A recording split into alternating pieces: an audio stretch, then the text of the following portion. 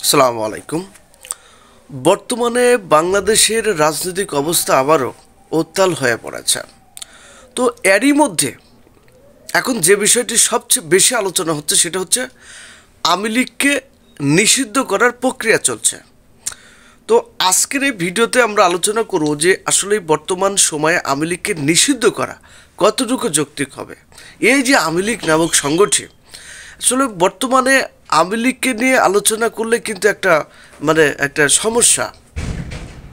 কারণ আওয়ামী লীগ যে আসলে বাংলাদেশে যেভাবে আপনার ভোটের অধিকার, মানুষের যে ভোটের অধিকার, সেই ভোটের অধিকার কিন্তু মানুষ যেভাবে কেড়ে নিয়েছে, আওয়ামী লীগ যেভাবে বাংলাদেশের সাধারণ শিক্ষার্থীর উপর গণহত্যা চালিয়েছে, এদেশের মানুষের উপর গণহত্যা চালিয়েছে, তো সেদিক বিবেচনায় আমরা মনে করি যে বাংলাদেশ আওয়ামী লীগ বাংলাদেশের রাজনীতি করার অধিকার সম্পূর্ণরূপে হারিয়ে ফেলেছে।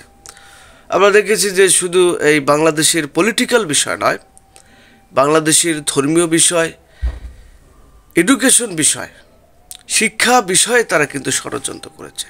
সুতরাং আমরা বলতে পারি যে এই মুহূর্তে আওয়ামী লীগের যারা নেতৃত্বে রয়েছে এবং তারা কিন্তু আসলে সম্পূর্ণরূপে তাদের ভিতর যে একটা দেশপ্রেম, সেটা কিন্তু মানে বিন্দুমাত্র নেই। সুতরাং আমরা যদি বর্তমানে বাংলাদেশের যে আওয়ামী লীগ নামক সংগঠনটি, এই সংগঠনটির যে অ্যাক্টিভিটিস বিচার বিশ্লেষণ করি, তাহলে তারা বাংলাদেশে সম্পূর্ণরূপে রাজনীতি করার অধিকার হারিয়ে ফেলেছে। এখন প্রশ্ন হচ্ছে যে তাহলে কি এই বর্তমান সময়ে আমরা যদি মনে করি যে এই আওয়ামী লীগকে নিষিদ্ধ করা হয়, সেই ক্ষেত্রে আমরা মনে করি যে আগামীতে বাংলাদেশের গণতন্ত্র একটা হুমকির মধ্যে পড়তে পারে। এখন প্রশ্ন হচ্ছে কোনো ব্যক্তি বা কোনো গোষ্ঠীর জন্য, মানে কিছু মানুষের জন্য কোনো একটি দলকে নিষিদ্ধ করা কতটুকু যৌক্তিক? আমার মনে হয় এটা যৌক্তিক নয়।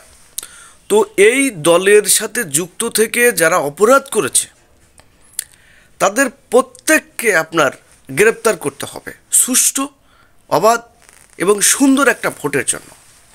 তাই আমরা বলতে চাই যে বর্তমানে বাংলাদেশে যে রাজনৈতিক পরিবেশ চলছে, এই সমস্যার সমাধানের জন্য বর্তমানে একটি সুন্দর পথ খোলা রয়েছে, সেটা হচ্ছে সুষ্ঠু, নিরপেক্ষ, অবাধ এবং গ্রহণযোগ্য একটা নির্বাচনের ব্যবস্থা করা।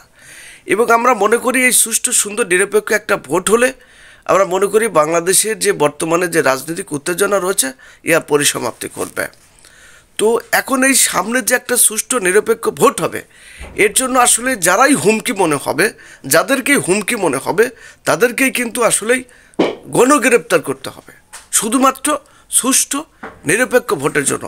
এবং এই গ্রেপ্তার করতে গিয়ে বাংলাদেশে যেন একটা ভয়ের পরিবেশ তৈরি না হয়, সেদিকে খেয়াল রাখতে হবে।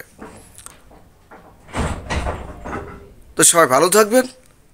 আল্লাহ হাফেজ।